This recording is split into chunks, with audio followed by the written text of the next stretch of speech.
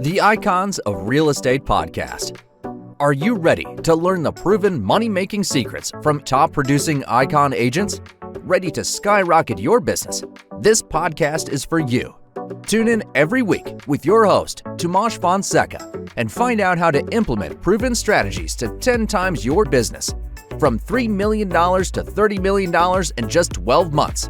Brought to you by the Masters in Real Estate Marketing, Arter SEO.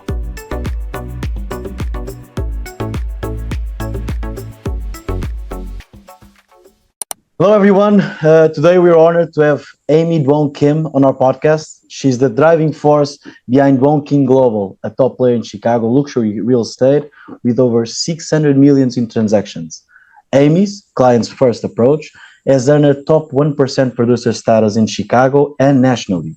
Join us as we uncover the secrets to her success in the competitive world of luxury real estate.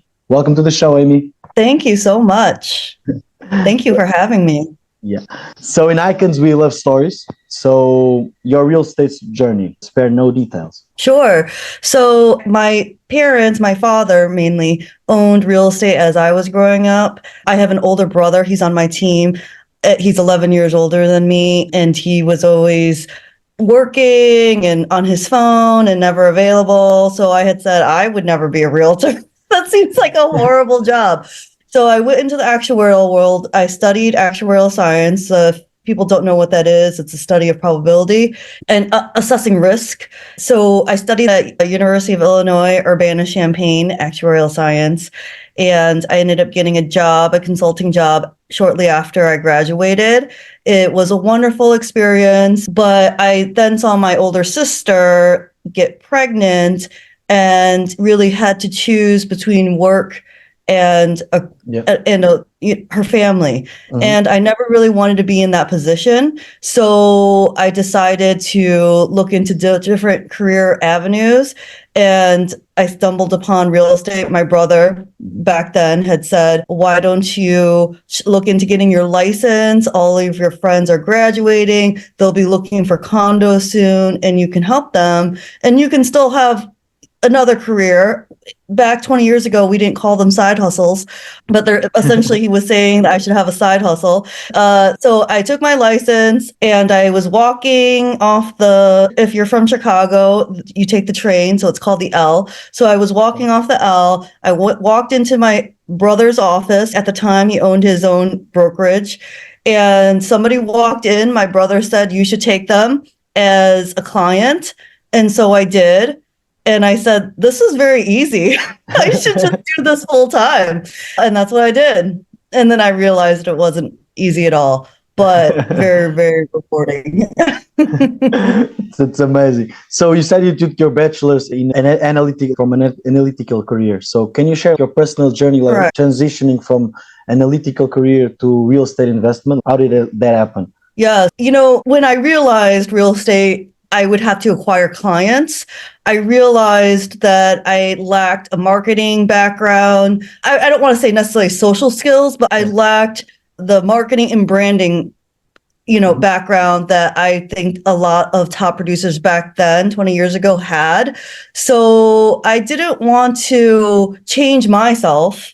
Yes. I wanted to adapt to what my strengths were. And my strengths continue to still be approaching real estate as an investment tool and using my background as a positive rather than a negative. I worked very hard for my degree. So I was like, you know what? I need to not just sell real estate for someone's home. That is very important. And that's 80% of what I do. But it also needs to be this outlet that I know I'm going to miss, which is the analytical part. So I have had clients for the last 20 years. They've purchased many properties. We've sold many properties. And I think that I approach real estate how you would approach your financial advisor. You meet with your financial advisor every year and you discuss your goals. If you're maintaining your goals, if you're not maintaining your goals, how to reach eventually retirement and what that looks like. So that is really how I approach real estate. That yes, it could be a home that you live in, but it could also be an opportunity for great equity and also another investment tool if you choose to do that. That's amazing. That's amazing. So you had difficulties with the social part. Did you overcome like during the time? How can you be better with social skills? How could you develop that skill? So luckily, I actually was with a friend last night, and she made a really cool quote that I really liked. And the quote was, you're one decision away from changing your life. The decisions you make when you were younger or whatnot really impact, how you are going to be as an adult. So as a child, I loved theater. I did theater. And I really think that I actually was texting a friend who always has really crazy fear of public speaking. And she ended up doing Toastmasters because she really needed assistance on that part. So thankfully, because I had this theater background in my past, I was able to realize that I had to be more aggressive in terms of requesting people to work with me versus being passive about it. And I think a lot of realtors are very passive about asking for work. So I reached out to my sphere of influence, which is I just graduated from U of I. It's a huge network, lots of engineers who turn into traders, and they loved how I thought. They loved that I thought like very analytically and not approaching it with emotion. So for a long time, a lot of my clients were like that. Thankfully, Yelp had just started and my friends decided to write reviews. I mean, they were my clients at the time, but they started to write reviews about me. And I actually was the first realtor ever to be on Yelp. I mean, it's now a saturated market. I still get clients through Yelp though, but I would say that was my starting off. And, like I said, Yelp is very saturated, but you just have to find one thing and do one thing well, whether that's TikTok, whether that's Instagram, whether podcast, whatever you're going to do one thing well. It will eventually see a pipeline. Yeah, it's amazing. So you were saying now going to the part where the clients first, where you have this approach. So Duong Kim Global has achieved remarkable success with over 600 million in real estate transaction, and you already were recognition as top 1% producer in Chicago and national. What do you attribute this success to, and how do you maintain a client's first approach in such a competitive market? So, and I still follow this mantra, and this was always my mantra from the very, very beginning. If I treat every transaction like it's my own, then everything will be okay. Whether you treat it like it's your sister's whatever, but as long as I treat every transaction like how I would treat it, if I'm not necessarily going to tell a buyer, and I think any great realtor would do this, to just buy a house just to buy the house. If I really do feel like it's not a good fit, or let's say the inspection comes back poorly, I think that clients really want an advisor. So that if I approach every deal like that, then it's been working okay so far. So they need to feel like what you're offering is going to fulfill their needs. So that's how you relate them, isn't it? Like correct. Yes. Yeah. So in expanding like Duong Kim Global to reach international, what strategy have you found most effective in attracting and serving international buyers in the luxury real estate market? Yes. So what's fantastic about real estate is it doesn't matter where you graduated. It doesn't matter what social circle you're in. Everybody needs a home. So our team speaks Chinese, Vietnamese, Korean, Japanese, Korean, and of course, English. I wanted to use that to our advantage. We are the voice for our clients when they can't speak. Yes. Or don't know what to ask for. Most people don't know what to ask for, but on top of that, they can't communicate it, especially our clients. So I really wanted to make sure that we were filling that hole. for my whole career, we always advertising that we speak these languages. But in 2012 to 2014, those years, I really pushed it. Mainly because at the time I had 2 children and I had to take care of them in the middle of the night. I wanted to make use of my time. So I would speak to all these clients in the middle of the night because it was 12 a.m. here is 12 p.m. there. So I wanted, my children gave me the motivation to work, and I didn't want to be exhausted during the day because I was staying up all night. So I decided to transfer my work energy to the middle of the night. Okay. And the only people that were up were international clients. So it actually started because of that. I wanted to still work, but I wanted to work at my own time. So yeah, a lot of real estate transactions happened those 2 years internationally. Singapore, Hong Kong, China. It's a little bit harder to get money out of China. I didn't really focus on that. Middle East, Europe. We are a freehold country, meaning the government can't just take your property away. A lot of Asian countries are not like that. Exactly. So that's why we have all these international buyers purchasing in the United States. Unfortunately, Chicago's not the first choice for these international buyers. So I have fantastic partners in LA and in New York and in Miami as well. And in Texas. But, I would say when you get to the ultra wealthy category, Chicago is likely their 17th place, and they're always expanding their portfolio. So. Yeah. So you were talking about having partners because the clients, they don't usually go for Chicago. You were saying it's like the 17th choice. So how did you manage to get partners, and how do you find them reliable and you can trust them? You can feel like it was a good partner. How did you see that this was a good partner and this wasn't going to be a good partner? How was your decision making? So I highly suggest all realtors be part of trade organizations, whether that's WCR or I am part of ARIA. I was a past president. I've been on their luxury board many times on a nationwide basis. And I go to many conventions, policy day is really important to me. But I highly, highly suggest that people be part of a trade organization. And there's many, many more. But whatever trade organization resonates with you is the one that you should join, and not just join, but be committed to the organization. This is where you're going to find like-minded colleagues all over the nation.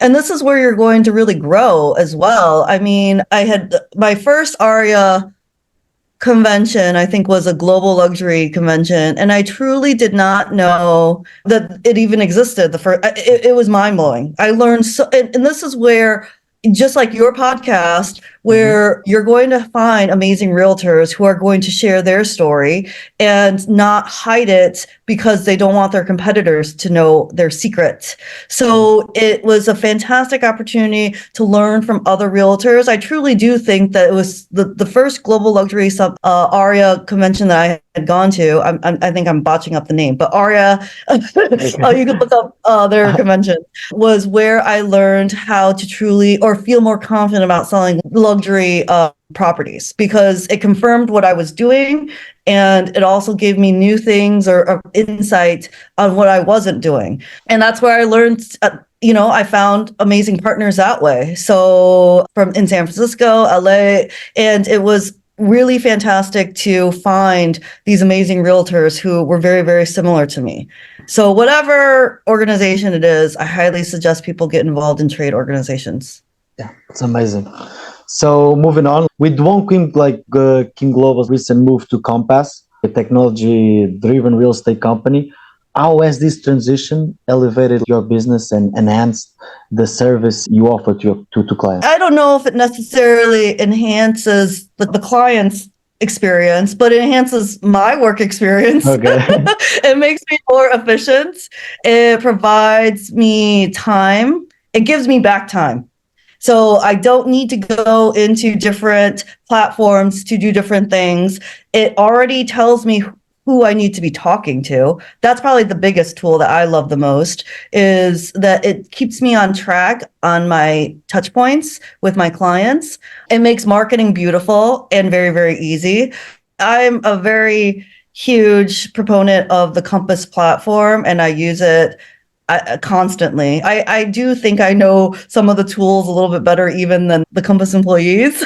And when Chicago launched, I had gone to New York and I was in the headquarters, and I actually had to leave my luggage. My hotel wasn't ready yet. I had to leave my luggage in an office in the technology department. Okay. And they said that everybody in the technology department at the time said, "Are you Amy?" And I said, "Yeah, I'm Amy." And it was like, how do you know me? And they said, "It's because you keep on sending in feedback of what you need, and it's very, very specific. And we just all know who you are." So because, and that's the great thing about Compass. You have a great idea and it's not being done, they will listen and they will try to execute it as best they can. That's amazing.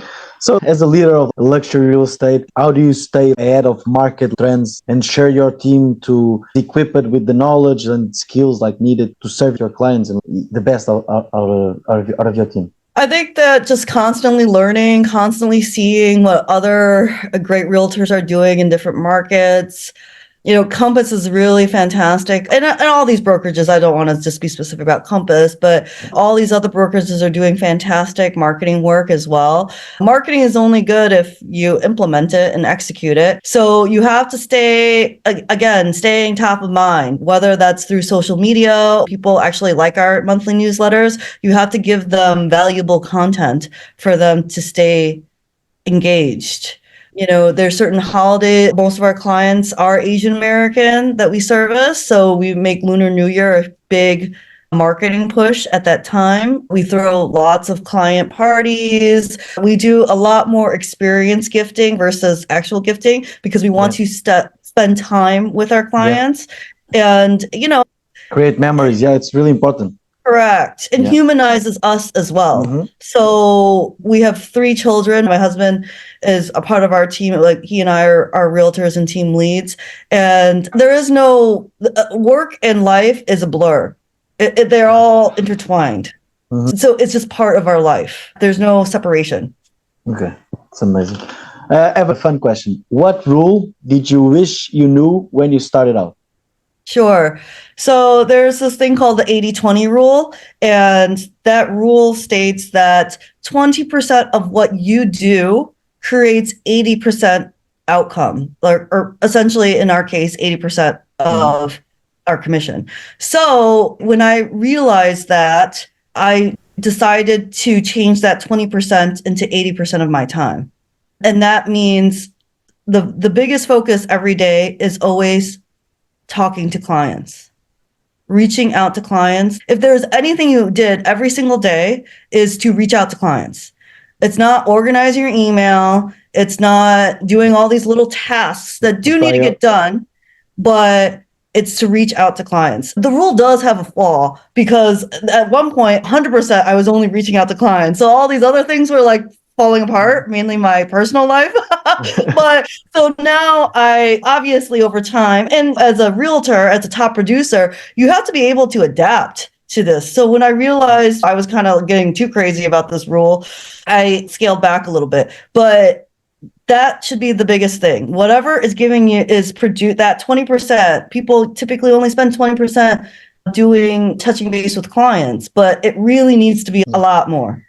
Yeah, get clients first. That's your main approach. The client, you know, and technology is great. They're going to go and find the homes online. They're going to do a ton of research about the house themselves. The clients are already very educated. It's what they don't understand is the negotiation and what to do with this knowledge.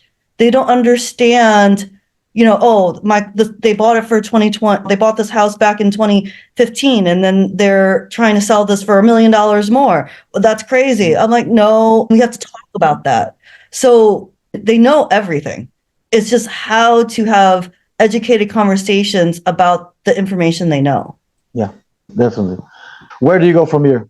What are your goals this year, I want to sell $1 billion by the time I'm 50. So that's 7 years from now. That's like totally doable because it comes out to, I don't know what it comes out to. I did the math earlier. But, anyways, it's numbers that I've already attained before. I break things down a lot by numbers. We're $15 million currently this year, closed or pending. I mean, I would like to hit $60 million, but we're behind on that. But we'll see how this year goes. But we're going to continue to do what we're doing, which is provide excellent service to our clients. And of course, always touch base with our clients. On a personal level, I bought a piece of land, and so we want to eventually build a house. So what's hard about this as a realtor is you see many different houses. And then you don't know what you really want.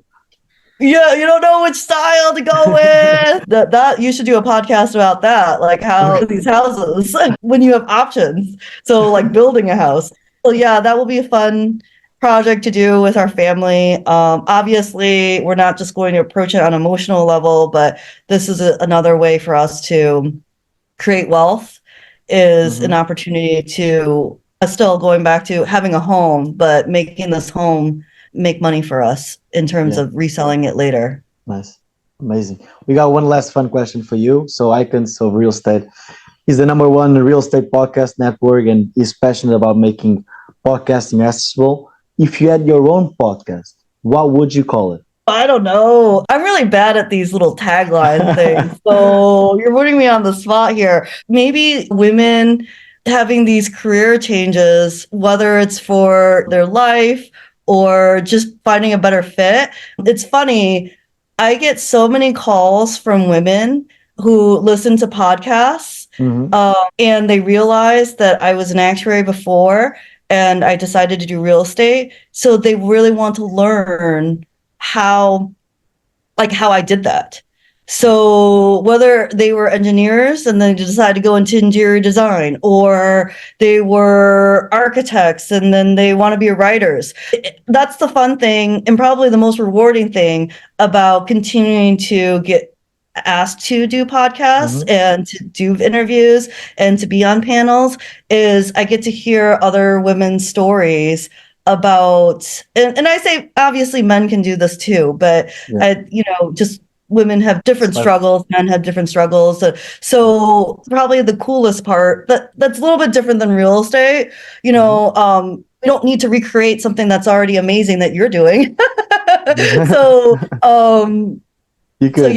something like that. But creating taglines, I suck at that. But that would be the topic of what I would love to do a podcast on. It's amazing. Amy, how can our audience reach you? You want to share with us like a website so everyone can reach you? Sure. So on Instagram, it's Duong Kim Global.